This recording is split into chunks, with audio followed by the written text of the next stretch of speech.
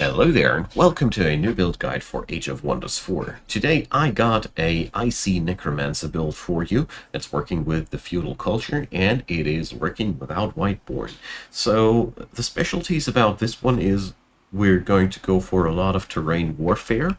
We're using icy terrain in terms of tomes and environmental manipulations, and tons of undead. So I went for Feudal with this build because their traits are really good. The stand together thing is really nice, and all the other bonuses here came in quite nicely as well. That's been the basic idea. Now, let's start with racial and cultural traits.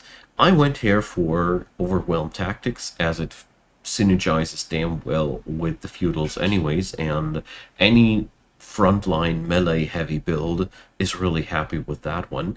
Tenacious is really useful for all those low HP units, and I personally end up with a lot of low HP units when I play this build. I like to be quite reckless with my skeletons. There's a lot of zombies, temporary units that can go low, and altogether this trait really packs out a lot of damage. I enjoyed it a lot, but feel free to exchange it if it doesn't fit to your playstyle.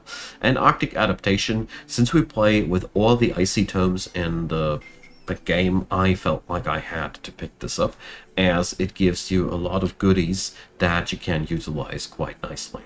Alright, but also here, quite replaceable. Arctic Adaptation and Tenacious can't be replaced if they don't fit to your liking. Now, let's move over to the tome section.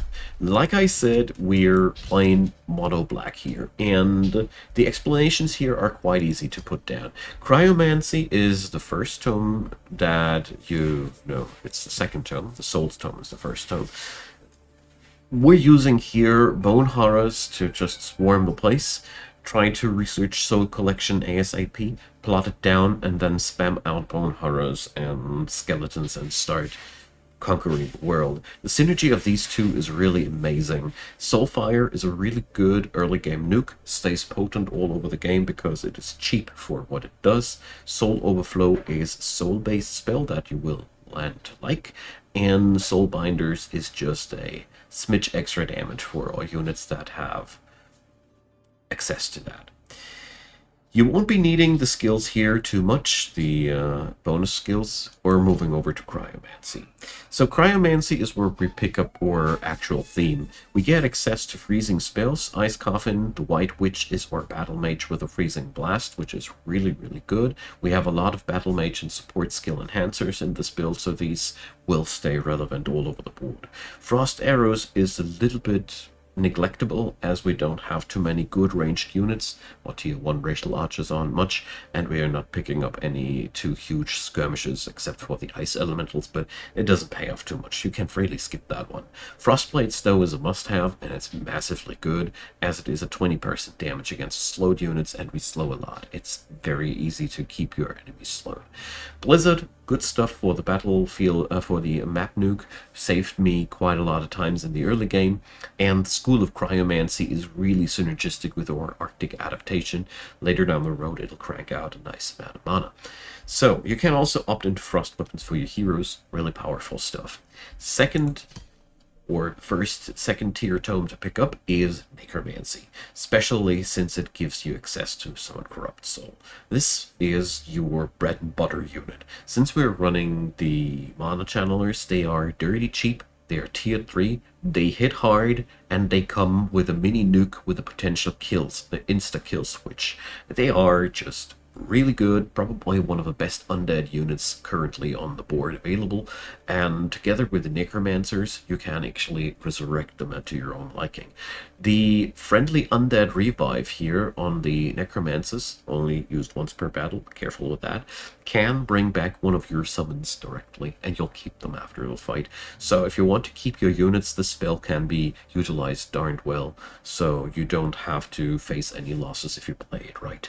So the Necromancers also can power up your undead, but I personally use them as damagers. They are tier 3 after all. Their spells hit quite hard, and as a emergency revive or you use it to just pelt the enemy with extra units. Pretty good stuff. Necrotic Magic is a power-up for your supporters and your battle mages that is just amazing. Decay is such a powerful trait, and healing strategies become almost unusable against you, since you also have access to Rotting Explosion, letting you explode your zombies for 30 damage, 2 hex radius, and applies decay with a 90% chance. You can also summon zombies out of enemy corpses. Not only your necromancers can do, the spell is also worth it, as it only costs souls, not mana. Really, again, very useful to utilize. And Restore Undead is a map spell that this build doesn't utilize that well, since we're not running Whiteborn. So we gain access to soul wells, so if you need even more souls, feel free to go for. Everything else here is pretty self-explanatory. We move over to Doom Herald after that, because it is just very, very synergistic. Banshees are, here again, darn cheap. They are good throwaway units, and they can be easily resurrected with your Necromancers. Let them jump in, do their job, and the Necromancers put them back on their feet again, so you don't even have to face the losses here. Pretty nasty combo. Cause Despair is a pretty good debuff here. Cruel Weaponry increases the damage and is highly synergistic with your Corrupted Souls, and Joy Siphoners makes your entire species a lot better at the moral game. Doom Depth Trenches will help your knowledge game, which is already amazing, even more. So, tier 3, you pick up Cold Dark instead of Great Transformation. We don't run a major transformation in this build, but it doesn't matter too much, as I personally find Whiteborn massively underpowered, and we're going to replace it with something even better. So, Cold Dark is very good for this build, though.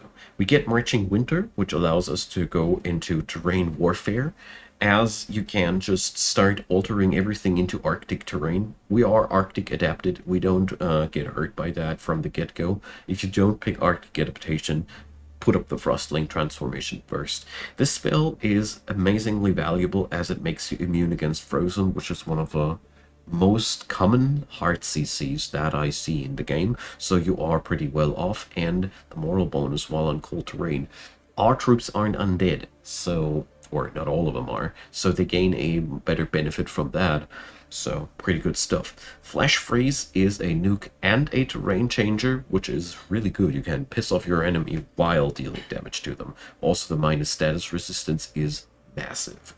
You also gain access to tier 3 ice elementals, which are surprisingly good for this strategy. They can pop into the enemies, they are easily replaced as 75 mana on much for this build, and yeah, I really like these. Forget about Veil of Darkness if you're not playing PvP though. The AI cheats and it doesn't respect your universal camouflage. Frost Spires synergize into this build massively, as we now crank out knowledge and mana out of snow and icy provinces, and we even gain Frost Touch for our troops here. And Blinding Magic is, as a matter of fact, really good. You also get to blind enemies if you run Battle Mages. All in all, pretty good book. Sadly better than the Great Transformation. And after that, we're going to backtrack into the Tome of Summoning after all. It is weird, but it is a much better alternative after all the analysis that I've read. So I want to give you a quick comparison here, and I really think there must be something done at some point. Great Transformation will only offer you Whiteborn, making your troops undead, so they suffer from all the drawbacks just to get Lifesteal. Okay, Lifesteal is very kick-ass, it's pretty powerful, but that's all that's to it, and you even have to pay a lot of mana for it. After that, Fetid Legion is a pretty good spell. Nothing wrong about that. That whole weakening shenanigans is really good, but Domain of Death is rather meh. Discrete Structure is okay for what it does, but it is not good enough to take that book only for itself, and Necrotic Spires is only good at the defense. Summoning, on the other hand. So, Arcane Restoration heals all your Magic Origin units, and guess what? Every single undead unit is a Magic Origin unit, so you have a battlefield heal. That alone is insanely good. Arcane Supercharge, again, works on all Magic Origin units, so you can Super Saiyan one of your undead. amazing stuff. You can control enemy magic undead or magic units in general. The Astral Keeper is really good, as you have now another battlefield summon that you can utilize. It's sturdy cheap because we're good at summoning, and yeah, it's brutal. And we even get to summon those astral serpents, which are really nice as they turn themselves invulnerable after popping into the enemies, causing a lot of disruption. They're really good at what they do. And the Wisp Familiars for your heroes are also outright amazing. These guys, they are much better than you might think, as they lower the enemy's magical resistance. And they are just available, free units, nothing's wrong with that. And the summoning wells give you conduits. It's just much better than the Shadow Tome. I would have picked Mono Shadow if it would have been better, but I didn't find a good excuse for picking up this fat little tome. I see this being reworked one day, in all honesty. After that, it goes over to more Shadow. Tome of the Reaper and Tome of Oblivion give you all the necessary tools to take over the battlefield. Summon Living Fog is finally a frontliner that you can pick up for mana, so you can utilize souls and mana into massive troops. The access to Insanity and Disable on this book is really, really good, and the Tome of the Reaper gives you the pinnacle of your armies, the Reapers, and lots of insta-death skills. And I don't want to go too deep over that. It's just good at what it does. So, now, let's talk about the roster that you got. We're running here, like I said, a feudal build, but at the end of the day, I ended up with only using the Bannermen. The rest of the roster I just ditched. Oh well, the scouts I keep, but the Bannermen are really good as they help a undead army with a burst heal. The moral bonus gets applied after all. It's only 50% weaker. And they can also buff your resistances, and they have a somewhat decent attack that lowers the enemy's defenses. Apart from that, the defenders deserve an honorable mention, as they are the only available shield unit for your build, and they do a pretty good job at what they do. So you can also pick up peasant pikemen and level them up to turn them into defenders. Do that to your own liking. The main reason why I picked Feudal was the Stand Together trait that is applied to all of your undead via the Signet of Knighthood, or how the spell's called. So this is a 20% damage steroid, and that's a good reason to pick Feudal. Also, you get access to the Feudal Lords, which is a really, really good city power-up, but beyond that, well, you can use knights after you replace your bone horrors with knights. They are basically the stronger version of that, but I wouldn't recommend you too much of your baseline roster, as you have skeletons as you fill up units if you ever need some of them. They only cost 10 souls. You have bone horrors, which are just damn cheap. They even come with low maintenance, so they are among the cheapest tier 2 units you can acquire. You also have White Witches, which are your ranged units for this build. Since we're pumping up mages mostly, you want to run these, and they become damn powerful due to the application of Decay, and Soulbound makes them a tad bit stronger, and they also inflict some CC that makes them really versatile, powerful, and I never regret these. Their only downside is their damage is a little bit low. And the Necromancers are quite hard-hitting supporters, but keep in mind they don't heal. So you just have them as resurrection people, and they are more a offensive support. So this build doesn't have any dedicated healers, as you might have noticed.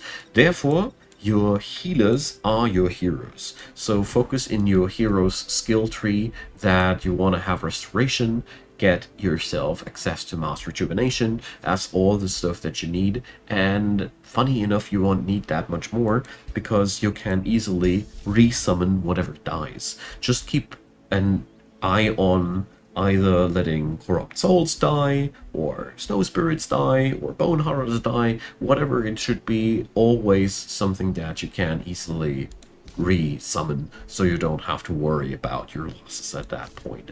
This build mitigates losses by just re-summoning them with that darned low costs, and yeah. That's what it does. So your roster will consist out of these troops, and the fun part here is that you can play quite chaotic, as you will always end up with some use. I would recommend you to go for at least 50% to 60% frontline, and the rest should be backline. Don't lean too heavily into necromancers, because they cannot heal people. I personally would say of 18 units, 3 Necromancers and 1 or 2 Bannermen should do the trick quite nicely. But Necromancers are really cool as they can resurrect your units quite decently. But since we're not rocking Whiteborn, they cannot resurrect everybody. Therefore, you want to utilize summoning skills on your heroes. Honorable mention goes to Dark Ritual, amazing powerhouse, especially in this build. And of course, Summon Undead. If you can get it, use it. It's darn useful for this build. Your heroes are best off, in my humble opinion, maxing out into support and then leaning into their respective combat abilities, as Spur to Action is a real powerhouse of a skill, and it always pays off to have that.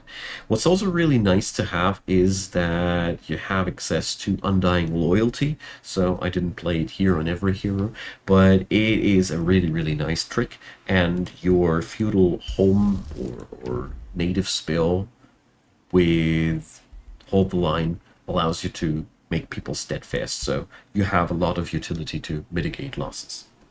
Now, let's talk about your strategy part for this build. It is very, very straightforward. Try to get yourself, again, as usual, access to as many cities as possible. Here I went out and founded Severford in like between turns 5 to 10, and Valenford in between turns 10 to 20. Plotting down the outposts and cities as fast as possible gives you a quick access to heroes, and that is something you should totally go for. In between that time where you are building up your cities, try to get yourself as many bone horrors as possible, as they are among the best things you can have in the early game. Their Consume Corpse skill allows them to stay alive really, really nicely, and therefore you can get a lot of value out of them. And even if they die, they disassemble into a skeleton, and 2 skeletons can be reassembled into another bone horror, so these guys are darned cost efficient. Try to get yourself your city economy going as fast as possible after you have recruited your heroes. After all, most of your unit roster can be recruited for souls. Make good use of that. It's really powerful. This allows you to just crank out a lot of city development for the gold and souls for the troops. Just don't sleep on getting your hands on the White Witches and the Bannermen as fast as possible. These guys need to be online as quick as possible. These are the people that you need the most desperate, because the Bannermen will give you that burst heal that you require. They also have the capability to fix up banged up units at the beginning of the fight, so you can fight with a pretty low HP army, because they can really get a lot of heal out of one action. And the White Witches give you the much needed crowd control and ranged attacks that you would lack otherwise. Don't fall into the trap of going for archers. They are pretty much a dead end for your build. So you want to go after you have founded your cities to get down the infestations around you, especially important in brutal difficulty. Your empire development tree allows you to lean super heavy into the shadow tree, like nobody else will get to the end of the line as fast as you will, and therefore you will have spying shadows super early. As you see here, it's 27 turns available. Right now I'm in turn 48. I will gain even more shadow tomes, so it will be even faster. This means you will also have access to all the extra knowledge skills of the shadow tree. Make good use of them. You are super good at utilizing whispering stones, because you also have a smidge of extra order, so you can get lots of whispering stones and get a lot of knowledge out of that. 45 knowledge only out of that, all seeing combo with a couple of whispering stones. Very, very potent. And you have stolen power. You have also shadow binding. really important for this build, as a majority of your army is Magic Origin units. I enjoyed this a ton.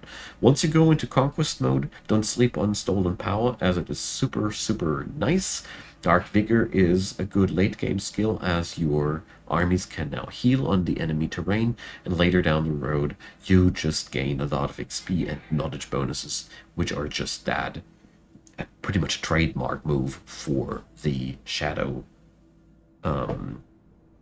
affinity thing. So we also have a bit of Astral quite late down the road, but you also gain therefore access to more combat casting points. I forgot to mention Death Magic. Ah, that's what I wanted to talk about. This one is, after that, you go places, as you have a never-ending resource pool of combat casting points, kind of. And with our smidge of Materium Affinity, I boosted this up by choosing on my main hero a Summon Elemental spell. So it would be only an affinity of 1 for the trait we picked up at the beginning, if I remember correctly. Yeah, the Great Builder's trait. But even that 1 point is enough to get you eventually to the Arcane Artisans. This is one trait that I strongly recommend, and it's very, very worth it to pick up some extra affinity just for that thing here alone. And apart from that, I experienced that this build is bonkers in terms of power, as you have a never-ending stream of units, and the combination of cryomancy and moral control via Doom Herald kicks in very, very hard. At the end of the game, or at the end of this video, I also want to point out that your build is very potent to backtrack into the Tome of Revelry as well. Since our troops are not undead, all of your baseline units that are not undead can profit from the extra crits here very, very nicely, as we are not that slow at gaining moral. And with Reveler's Hard, you grow even better for into that department. Another thing that you can utilize darn well in this build is the Tome of Mayhem, which is debuffing the enemy heavily, which you will really, really notice as you rock a lot of backliners there. And after all, you can also go into the tier 3 Astral Tomes if you'd like to.